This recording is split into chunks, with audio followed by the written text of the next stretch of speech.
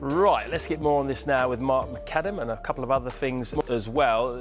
The main question most of my mates are asking me right now is how can Liverpool afford to sign Alexander Isak? Can you explain it to them and to everyone else watching, please? Well, we'll try and make it quite simple for people at home because it can be quite confusing the way PSR operates within the Premier League. You've seen clubs like Everton and Nottingham Forest suffer with points deductions because they haven't basically abided by the rules. And people are going, well, how come a club like Liverpool go and spend huge sums of cash and still fall within the rules?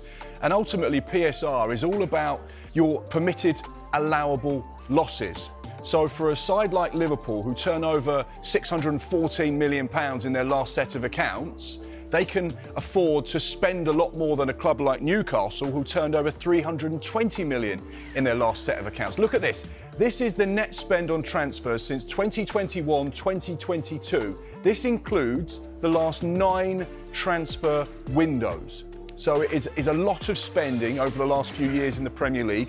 And you can see Chelsea right out in front with 852 million. But they're, again, a side that generate a lot of commercial income.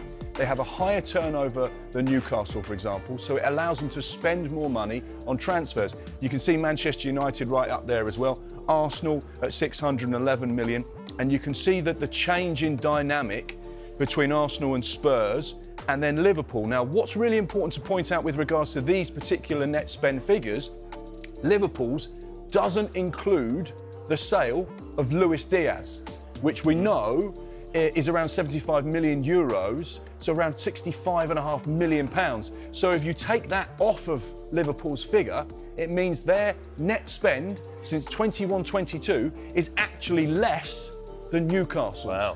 Now, the reason why it's less is because they're very well run, they're very clever with what they do in the transfer market, they recycle cash, which means they sell players, bring money in, and then reinvest that money into other players. They don't very often go and spend big in the transfer market. They always wait for the right type of player to become available. The likes of Virgil van Dijk, they spent big on him. Alisson the same. And then, of course, in this window, they've identified players that they feel they can make a big investment on that are going to have a massive effect on their starting 11 and their squad. For example, Luis Diaz was a player they signed in January, a number of years ago. They paid £37.5 million for him with some add-ons. They've just sold him for 66 million. So therefore, they've sold a 28-year-old, made a huge profit on him. And of course, that looks good when you look at the accountancy and the PSR calculations. So yeah, so it's really positive stuff as far as Liverpool are concerned. And you can see that whilst they are spending a lot of money, they're also bringing in a lot of money. And you just have to look at this summer. Luis Diaz, 65, 66. Trent Alexander-Arnold, 10 million. Jarell Quansah, 35 million. Nat Phillips, 2.5 million.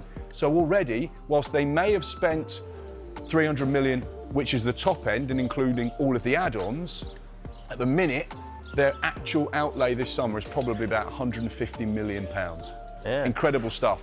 You can see one of those players, Luis Diaz, arriving in Munich. He left Tokyo last night. He arrived in Munich. He's completed his medical now before he officially gets confirmed as a Bayern Munich player. We know that his first training session for Bayern Munich is going to be on Thursday morning. He'll get officially confirmed Thursday afternoon, where he'll meet the media for the first time and go through that very first press conference. So yeah, Luis Diaz leaving Liverpool, but once again, it represents huge profit for them. Really sensible, clever, astute business. They're very well run. And right now, the fans and the sporting director, Richard Hughes and Michael Edwards, are seeing the fruits of all of that careful spending over the last few years. It's enabling them now to go and strengthen that Arne Slot squad and do it in some style. Yeah, and that's worrying for the rest of the Premier League, isn't it?